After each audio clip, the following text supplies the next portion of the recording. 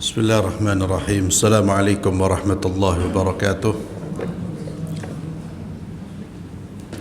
Innal hamdalillah nahmaduhu wa nasta'inuhu wa nastaghfiruh wa na'udzu billahi min shururi anfusina wa min sayyiati a'malina. May yahdihillahu fala mudilla lahu wa man yudlil fala hadiya lahu. Wa asyhadu an la ilaha illallah wahdahu la syarika lahu.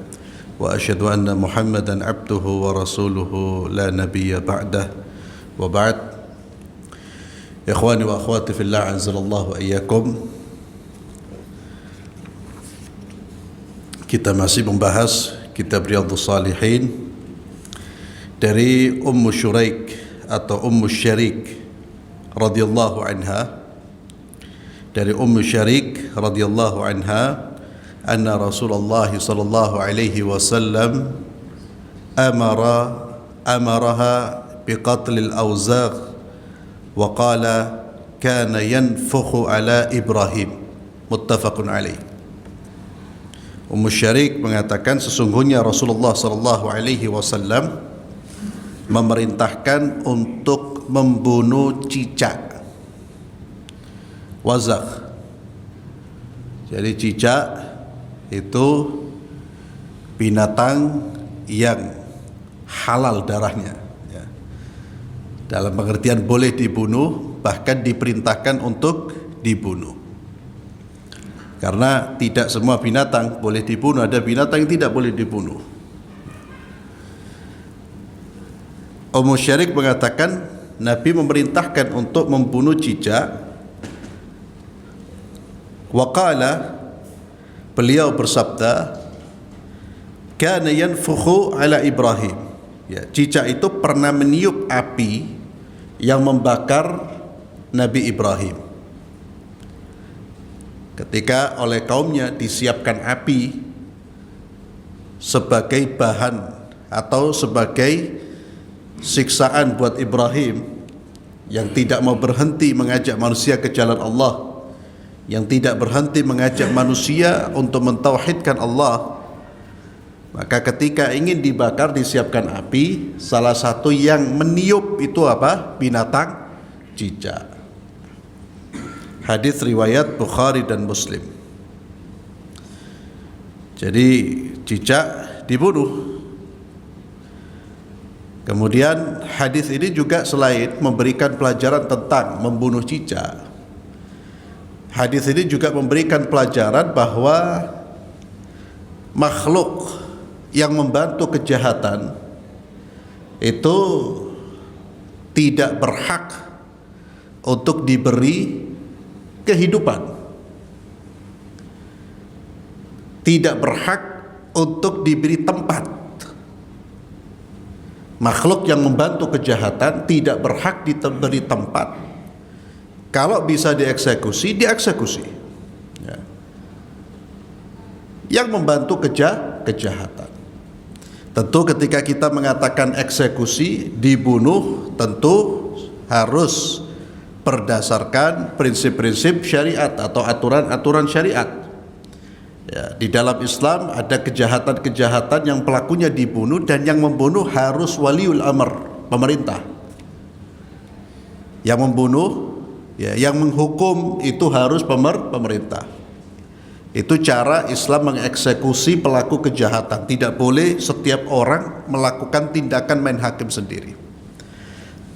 Kembali kepada hadis ini, bahwa pelaku kejahatan atau yang membantu kejahatan jangan diberi tempat, ya. Cicak saja gara-gara dia meniup dibunuh. Maka jangan menghormati, menghargai, memuliakan orang-orang yang terlibat dalam melakukan perbuatan jahat, perbuatan dosa, atau orang-orang yang ikut terlibat memusuhi orang-orang baik. Siapa yang membantu kejahatan, dia orang jahat. Siapa yang membantu kebaikan, dia telah melakukan kebaikan. Dari Abu Hurairah radhiyallahu anhu, beliau berkata, bersabda Rasulullah sallallahu alaihi wasallam, "Man qatala wazaghatan fi awwali darbatin falahu kadza wa kadza hasanatan." ومن قتلها في الضربة الثانية فله كذا وكذا حسنة دون الأولى ومن قتلها في الضربة الثالثة فله كذا وكذا حسنة. وفي رواية من قتل وزغا في أول ضربة كتب له 100 حسنة وفي الثانية دون ذلك وفي الثالثة دون ذلك. رواه مسلم. قال أهل اللغة الوزغ العظام من سام أبرص. Abu Hurairah berkata, Rasulullah sallallahu alaihi wasallam bersabda, barang siapa membunuh cicak pada pukulan pertama, maka ia mendapatkan sekian kebaikan. Dan barang siapa yang membunuhnya pada pukulan kedua, maka baginya sekian-sekian kebaikan, kurang dari yang pertama. Dan jika membunuhnya pada pukulan ketiga, maka baginya sekian-sekian kebaikan. Dan dalam riwayat dikatakan, barang siapa membunuh cicak dengan sekali pukul, maka dituliskan baginya 100 kebaikan, dan pada pukulan kedua kurang dari itu, dan dalam pukulan ketiga kurang dari itu. Jadi setiap kali banyak pukulan pahalanya berkurang. Ahli bahasa berkata al-wazaq adalah jenis sam abras, cecak belirik yang besar. Wallahu alam, seperti tokek. Saya katakan wazaq adalah serangga. Nah, yang sekarang dikenal dengan Abu Buraish. Ala kulli hal, ini tentang cicak dan sejenis cicak, termasuk juga tokek. Wallahu alam.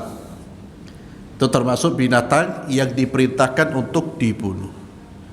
Dan jangan pernah kita mempermainkan hadis Rasulullah sallallahu alaihi wasallam. Ada orang kemudian mempermainkan hadis ini, dibuat guyonan. Siapa yang membunuh tokek, siapa yang membunuh cicak, dia akan mendapatkan kebaikan. Lalek binatang itu apa? Oleh kebaikan. Ambil ngakak-ngakak. Artinya apa? Ketika hadis disebutkan, hati-hati. Ketika antum menyebutkan hadis terucap dari lisan antum, jangan pernah diletakkan dalam konteks candaan. Imam Malik itu kalau membaca hadis itu mandi dulu, mandi dan menggunakan pakaian yang terbaik. Kenapa? Ta'zim, mengagungkan sabda Rasulullah sallallahu alaihi wasallam. Maka hati-hati ikhwani fillah, ingatkan saudara-saudara kita. Kalau bercanda silakan, tapi jangan banyak bawa ayat, bawa hadis. Kalau bawa ayat, bawa hadis, tegur. Mau ditegur, antum keluar. Karena itu manusia yang paling keji mempermainkan hadis Rasulullah SAW, hatta guyonan.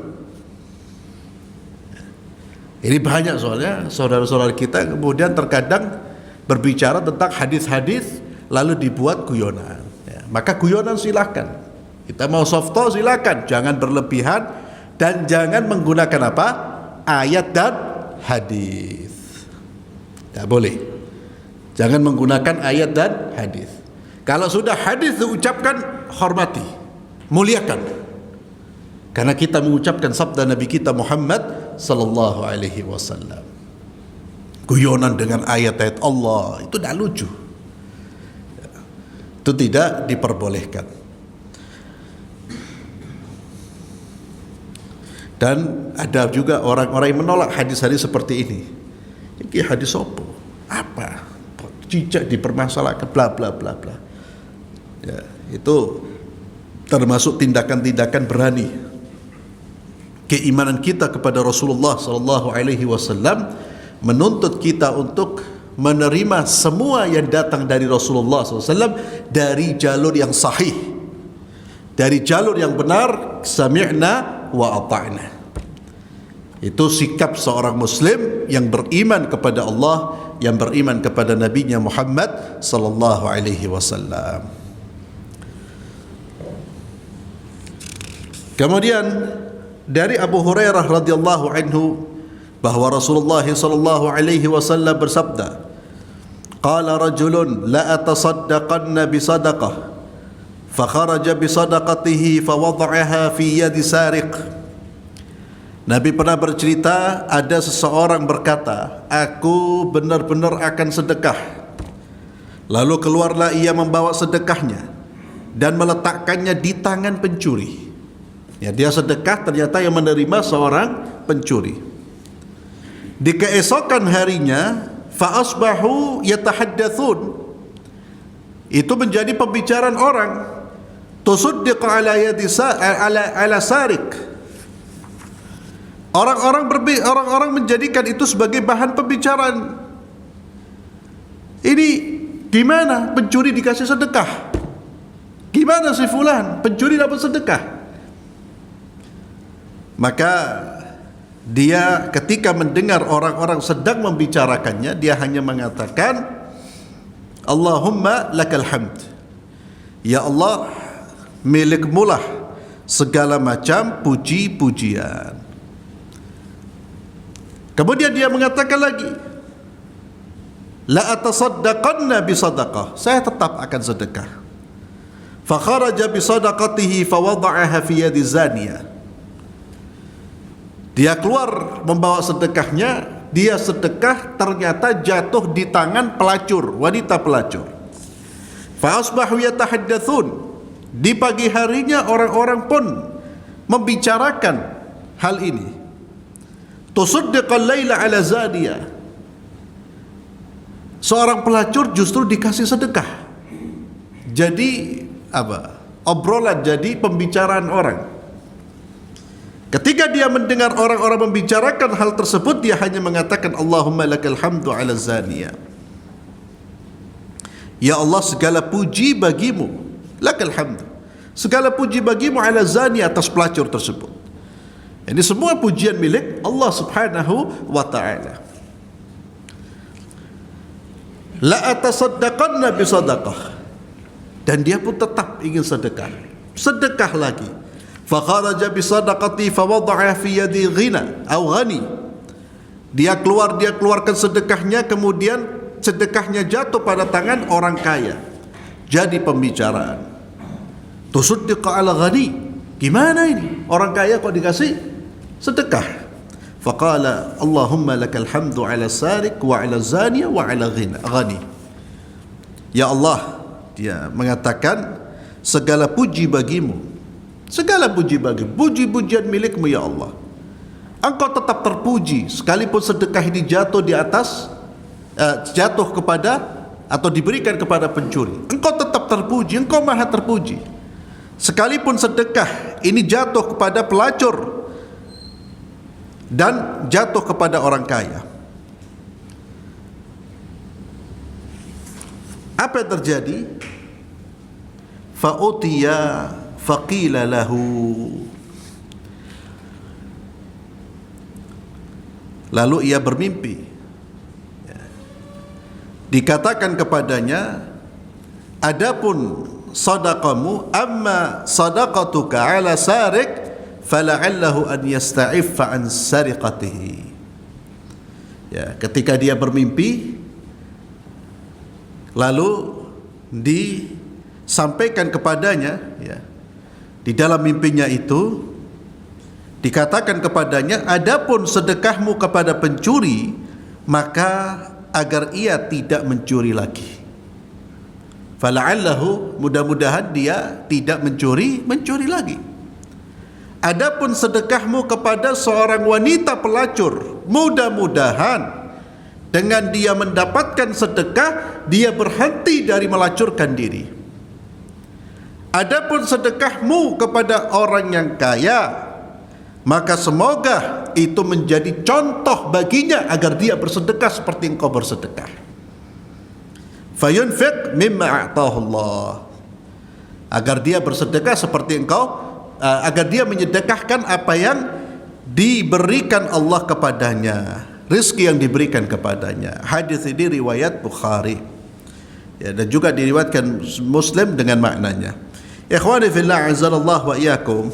Di dalam hadis ini ada beberapa pelajaran. Yang pertama, bahwa pahala sedekah dari seseorang yang bersedekah itu sesuai dengan niatnya dia. Sesuai dengan niatnya dia. Pahalanya sesuai dengan niatnya. tanpa melihat sedekahnya jatuh ke tangan siapa. Kalau dia tidak mengetahui, orang niat untuk membantu orang lain, orang niat sedekah untuk menolong orang lain, dia melihat orang ini fakir, dia sedekahkan, ternyata orang ini tidak fakir, orang ini kaya. Apakah dia tidak mendapatkan pahala? La, dia tetap mendapatkan pahala karena dia sudah niat untuk membantu saudaranya. Dia niat untuk membantu orang fakir, ternyata keliru. Kekeliruannya tidak merusak pahalanya. Seperti orang ini. Demikian pula, seseorang boleh bersedekah kepada orang yang tidak layak, tidak berhak. Sebetulnya tidak berhak, tapi dia tetap sedekah dengan niat baik, dengan tujuan baik.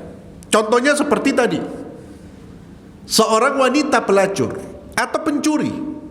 Pencuri ini kan tidak pantas diberi sedekah, tapi dia tetap memberi sedekah dengan niat sedekahnya ini bisa menjadi bekal bagi dia untuk bekerja dan meninggalkan pekerjaan mencuri. Boleh. Anda beri kepada pelacur umpamanya, Anda beri sedekah dengan tujuan apa? Dia berhenti. Boleh.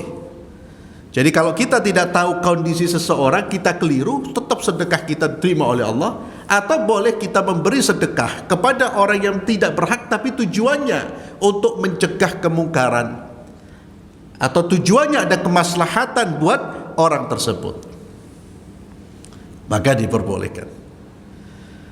Demikian pula ikhwani fillah azzallahu wa iyyakum, hadis ini juga memberikan isyarat bahwa sedekah itu sebaiknya kepada orang-orang yang baik. Sedekah itu diutamakan kepada orang yang baik dan diutamakan kepada kaum kerabat. Sebagaimana banyak ayat-ayat di dalam Al-Quran, wa atidzal qurba haqqahu wal miskin wa ibnas sabil. Dan ayat-ayat senada. Sedekah itu diberikan kepada orang baik. Maka kalau ada pilihan di antara di depan kita, orang saleh dengan taleh, utamakan yang saleh.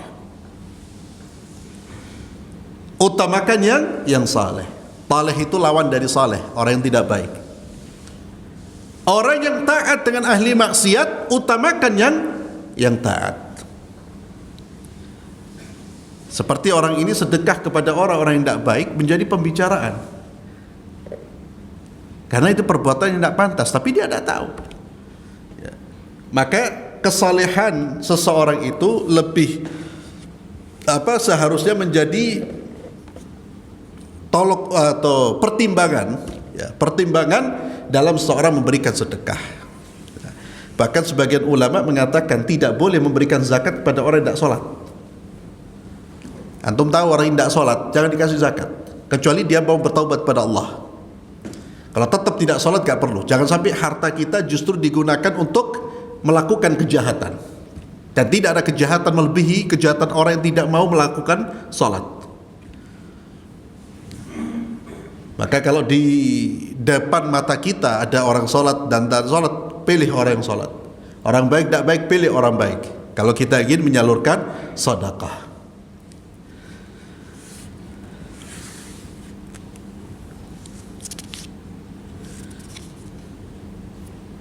Dan juga hadis ini memberikan pelajaran bahwa seseorang itu jangan sampai dia berhenti beramal karena apa? Karena celaan orang yang mencela. Jangan takut untuk beramal, jangan takut untuk berbuat kebaikan, sekalipun mungkin langkahnya keliru, salah, dan mendapatkan cemoohan. Selama kita yakin kita bisa berbuat baik lagi, dan itu kebaikan jalan, sekalipun orang ngobrol membicarakan yang tidak baik tentang kita, maka itu bukan menjadi penghalang bagi kita untuk berbuat kebaikan. Dan memang demikian manusia. Manusia itu tidak akan berhenti mengomentari kita. Siapapun diri kita, hatta antum ahli ibadah taat, pasti ada orang yang mengomentari. Pasti itu. Pasti. Jangankan kita, Nabi Muhammad SAW dicela. Jangankan Nabi Muhammad, Allah pun dicela sama manusia. Bagaimana dengan kita? Dan hidup ini jangan banyak mendengarkan orang, selektif. Yang didengar itu yang bisa memotivasi kita. Kalam kosong, haura, tinggalkan. Dan menurut saya ini tidak ada nilainya. Itu cara kita mau bisa sukses, mau bisa berhasil, mau bisa tetap tegar, itu membuka telinga tapi tidak kemudian menerima semua yang kita dengar. Komentator itu di mana-mana, dan orang memang paling banyak, ya, manusia itu paling banyak menjadi komentator daripada pemain. Dan komentator itu yang paling banyak komentarnya, paling banyak kritikannya, tapi disuruh main nggak bisa dia. Maka jangan jangan sekali-kali termakan dengan komentar-komentar. Ya. Silakan diterima, dicerna. Oh ini tidak baik, oh ini bermanfaat, yang bermanfaat diambil, yang tidak bermanfaat langsung lupakan. Tetap kita berbuat kebaikan. Ya, orang ini mendapatkan komentar terus, tapi dia tetap, oh enggak, saya tetap mau sedekah. Salah, tetap sedekah lagi. Dia tidak berhenti gara-gara menjadi buah bibir masyarakat. Kemudian dari Abu Hurairah radhiyallahu anhu, beliau berkata, ini hadis panjang, kita baca terjemahannya. Dari Abu Hurairah radhiyallahu anhu, ia berkata, kami bersama Rasulullah sallallahu alaihi wasallam menghadiri sebuah undangan. Maka disuguhkan kepadanya sebuah lengan, yakni dhira', lengan hewan sembelihan, dan beliau sangat senang, tertarik dan menyukai lengan tersebut. Lalu beliau menggigitnya dengan ujung-ujung giginya, yakni nahasa, dan beliau bersabda, aku adalah sayyid manusia di hari kiamat. Ya, aku adalah tuannya manusia di hari kiamat. Ana sayyidun nas yaumal qiyamah. Hal tadruna mimma dzak? Apakah kalian tahu karena hal apa itu?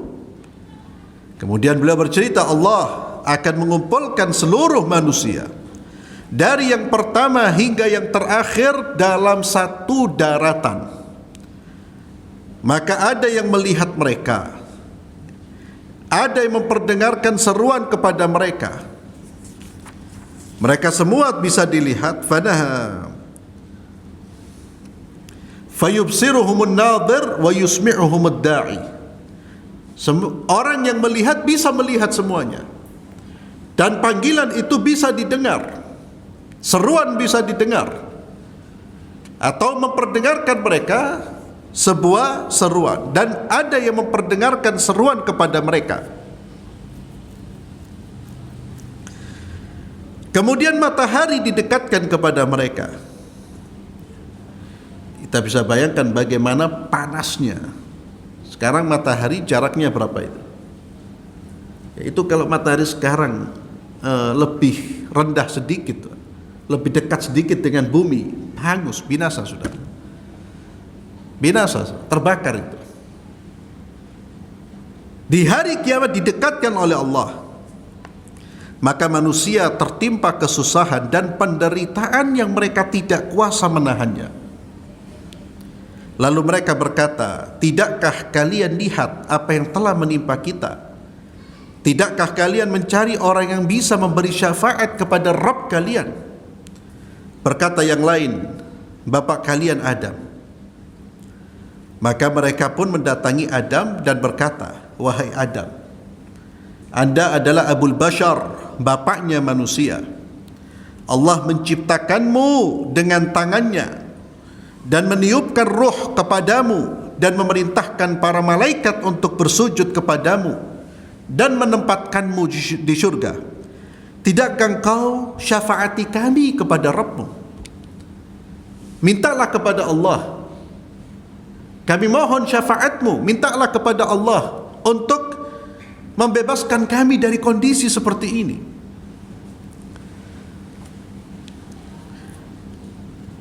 Maka Adam pun berkata, Nabiullah Adam alaihi salatu wassalam, sesungguhnya Rabbku hari ini sedang marah yang tidak pernah marah seperti ini sebelumnya, dan tidak akan marah seperti ini sesudahnya. Dan sesungguhnya dia telah melarangku untuk mendekati pohon, tapi aku langgar. Jadi Nabi Adam tidak berani bicara kepada Allah karena merasa pernah melakukan kesalahan. Di mana? Di syurga, memakan pohon. Maka dia mengatakan, nafsi, nafsi. Ya, aku akan mengurusi diriku, aku akan mengurusi diriku. Pergilah kepada selainku. Pergilah kepada Nuh. Maka mereka segera pergi menemui Nuh, Nabi Allah Nuh alaihi salatu wassalam.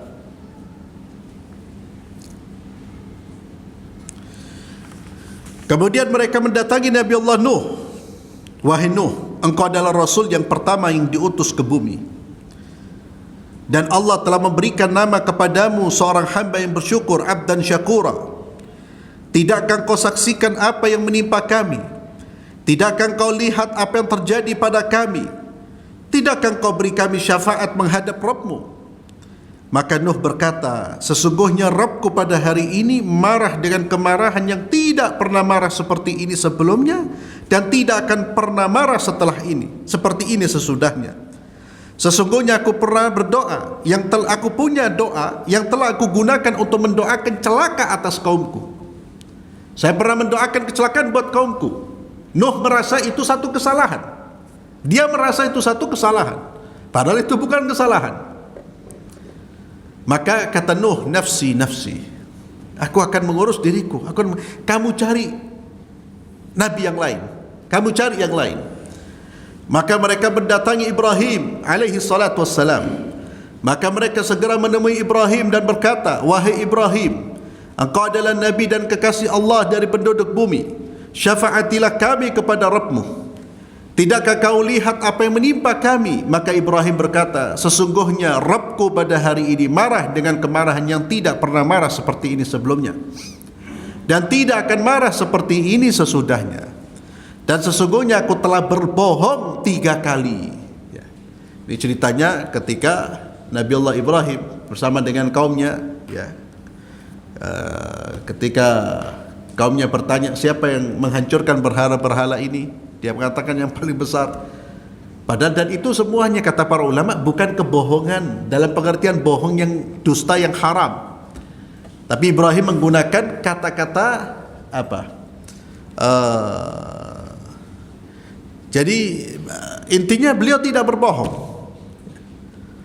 tapi beliau merasa itu kebohongan dan merasa itu perbuatan dosa, sehingga tidak pantas, malu mau menghadap Allah untuk meminta syafaat buat umatnya. Maka kata Ibrahim, beliau mengatakan, nafsi, nafsi. Pergilah kepada selainku. Pergilah kepada Musa alaihi salam. Mereka segera pergi ke Musa alaihi salam dan berkata, wahai Musa, engkau adalah utusan Allah. Allah telah memberikan kelebihan kepadamu dengan risalah dan kalamnya atas kalian manusia. Syafaati kami kepada Rabbmu. Tidakkah kau lihat apa yang kami alami? Lalu Musa berkata, sesungguhnya Rabbku pada hari ini sedang marah dengan kemarahan yang tidak pernah marah seperti ini sebelumnya, dan tidak akan pernah marah setelah ini, seperti ini sesudahnya. Dan sesungguhnya aku telah membunuh seseorang yang aku tidak diperintahkan untuk membunuhnya. Ya, juga diceritakan Allah dalam Al-Quran, Nabi Allah Musa memukul seseorang, kemudian terbunuh orang tersebut. Nafsi, nafsi. Aku akan menyelamatkan diriku, aku akan menyelamatkan diriku. Pergilah kepada selainku, pergilah kepada Isa. Lalu mereka pergi menemui Isa alaihi salam dan berkata, wahai Isa, engkau adalah utusan Allah dan kalimat yang dilontarkan kepada Maryam, serta roh darinya, dari Allah. dan engkau telah berbicara kepada manusia semasa dalam gendongan. Berilah syafaat kepada kami, kepada Rabbmu. Tidakkah kau lihat apa yang kami alami? Maka Isa berkata, sesungguhnya Rabbku pada hari ini sedang marah dengan kemarahan yang tidak pernah marah seperti ini sebelumnya, dan tidak akan marah seperti ini sesudahnya. Dan Isa tidak menyebutkan dosanya. Ya, kalau Nabi-Nabi tadi menyebutkan, saya pernah melakukan ini, saya pernah melakukan ini. Isa tidak menyebutkan apa-apa, dia mengatakan nafsi, nafsi. Ya, saya akan menyelamatkan diriku, saya akan menyelamatkan diriku. Pergilah kepada selainku, pergilah kepada Muhammad sallallahu alaihi wasallam. Dan dalam satu riwayat, maka mereka mendatangiku dan berkata, yakni Nabi sallallahu mengatakan, mereka mendatangiku dan berkata, wahai Muhammad, engkau adalah utusan Allah dan penutup para nabi. Allah telah mengampuni dosamu yang lalu maupun yang akan datang. Syafaatilah kami kepada Rabbmu. Tidakkah kau lihat apa yang kami alami? Maka aku segera berlalu. Langsung Nabi pergi menemui Allah Subhanahu wa taala. Aku datang ke bawah arsy. Ya. Aku datang di bawah arsy. Lalu aku bersujud kepada Rabbku. Kemudian Allah membukakan kepadaku dari puji-pujian, yakni puji-pujian yang belum pernah terucap. Dan indahnya pujian atasnya, sesuatu yang tidak pernah dibukakan kepada seorang pun sebelumku. Ini Nabi SAW mendapatkan ilham untuk memuji Allah dengan puji-pujian yang belum pernah diucapkan. Kemudian dikatakan kepadaku, wahai Muhammad, angkat kepalamu. Mintalah niscaya kau diberi, dan berilah syafaat niscaya akan dikabulkan. Maka beliau sallallahu alaihi wasallam, beliau berkata, ummati, ummati. Umatku wahai Rabbku, umatku wahai Rabbku. Ummati, ya, umatku wahai Rabbku. 3 kali Nabi sallallahu alaihi wasallam, ummati ya Rabb, ummati ya Rabb, ummati ya Rabb. Maka dikatakan, wahai Muhammad, masukkan ke syurga di antara umatmu yang tanpa dihisap dari pintu sebelah kanan dari sekian pintu syurga, dan mereka adalah ikut memiliki hak bersama dengan manusia yang lain pada selain pintu tersebut dari pintu-pintu syurga. Kemudian beliau berkata, demi zat yang jiwaku berada dalam genggamannya, sesungguhnya lebar jarak antara dua sisi pintu. Di sini dikatakan sisi pintu adalah sebelah pintu. Sesungguhnya lebar jarak antara dua sisi pintu dari sisi-sisi pintu yang ada di surga adalah bagaikan jarak Mekah dan Hajar. Hajar itu adalah nama kota besar di Bahrain. Jadi sisi satu dengan sisi yang lain, ya, dari pintu surga itu bagaikan jarak Mekah dan Hajar, atau seperti Mekah dan Bushra. Bushra adalah kota di Syam, ya, bukan Basrah. Bushra kota di Syam, yakni pintunya sangat lebar sekali. Hadis riwayat Imam Muslim, Imam Bukhari dan Muslim. Ya. Ini hadis yang menjelaskan tentang syafaat Nabi kita Muhammad sallallahu alaihi wasallam. Ya. Dan beliaulah nanti yang akan memberikan syafaat di saat manusia berada di mauqif, dan di saat mereka mendapatkan goncangan yang luar biasa. Karena begitu berat kondisi pada saat itu, matahari didekatkan dan mereka betul-betul merasakan ketakutan. Ya. Mereka betul-betul merasakan kesusahan dan penderitaan. Allah Azza wa Jalla menyebutkan juga dalam menceritakan bagaimana kondisi ketika manusia dibangkitkan. Yauma yafirrul mar'u min akhihi wa ummihi wa abi wa sahibatihi wa bani. Orang lari dari ayahnya, dari saudaranya, yafirrul mar'u min akhi wa ummihi wa abi, dari saudaranya, dari ibunya, dari ayahnya. Masing-masing hanya memperhatikan dirinya sendiri, menyelamatkan dirinya sendiri. Anda bisa bayangkan itu, bagaimana ketakutan manusia pada saat itu, kengerian kondisi pada saat itu. Orang bisa lari dari ayahnya, dari ibunya, ibu lari dari anaknya. Yang itu tidak mungkin terjadi di dunia dalam kondisi apapun, segenting apapun orang tua akan meninggalkan anak. Ikatan cinta itu tidak bisa diputus, tapi di akhirat ditinggal. Bagaimana gentingnya pada saat itu? Di dunia ini tidak ada, apalagi seorang ibu. Hatta rumah terbakar, ada anaknya, masuk dia. Tapi di akhirat, dah diteluk anak ini, lari semuanya, masing-masing menyelamatkan dirinya. Likulli imri'in yawma idzin sya'nun yughni. Allahu Akbar. Itu peristiwa yang akan kita alami. Semakin ketakutan ketika kita tidak membawa amal saleh, amal kebaikan. Dan disitulah kemudian ada syafaat dari Nabi kita Muhammad sallallahu alaihi wasallam, ummati ummati. Dan Nabi selain hadis ini juga diberitakan di dalam hadis-hadis yang lain, bahkan ayat Al-Quran menceritakan begitu sayangnya beliau kepada umatnya. Wa kana bil mu'minina rahima. Nabi itu sangat-sangat sayang kepada umatnya. Allah punya sifat rahmat, Nabi pun punya sifat rahmat, tapi tentu tidak sama rahmatnya Allah dengan rahmat nabinya. Namun Nabi diberi sifatnya Allah, namanya seperti namanya Allah Rahim. Kalau begitu besarnya kasih sayang dimiliki oleh Rasulullah SAW, dan beliau selalu memperhatikan umatnya. Sebelum beliau dipanggil oleh Allah dan ketika dipanggil oleh Allah, selalu yang beliau ucapkan, ummati ya Rabbi ummati, selamatkan umatku, selamatkan umatku. Yani begitu besar kasih sayang Rasulullah SAW kepada kita. Apa yang kita berikan kepada Nabi Muhammad SAW? Apa yang kita berikan untuk menjaga agamanya, memuliakan namanya, memuliakan syariatnya?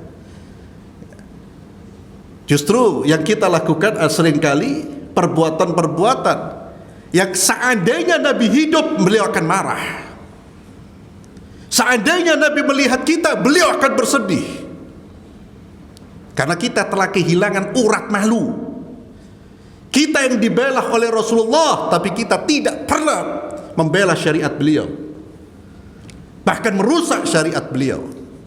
Itu orang yang tidak malu. Ya kita orang ini. Terkadang ikhwani fillah yang kita bela justru manusia-manusia yang tidak punya kontribusinya terhadap agama Allah. Maka antum ya akhi, tak usah gila-gilaan dengan tokoh-tokoh yang hidup saat ini. Yang perlu kita bela siapa? Muhammad sallallahu alaihi wasallam. Dan siapa yang mengikuti beliau? Ada pun tokoh politik, wala tokoh partai, wala tokoh syekh. Jangan sampai kemudian kita berikan loyalitas. Di hari kiamat lari semuanya dari kita, tidak akan nengok kita, gak akan. Yang nengok kita siapa? Muhammad sallallahu alaihi wasallam. Bas. Yang nengok kita itu Nabi Muhammad sallallahu alaihi wasallam.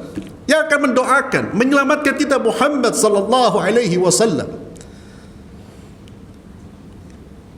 Hada kesadaran yang lenyap dalam diri jiwa manusia saat ini.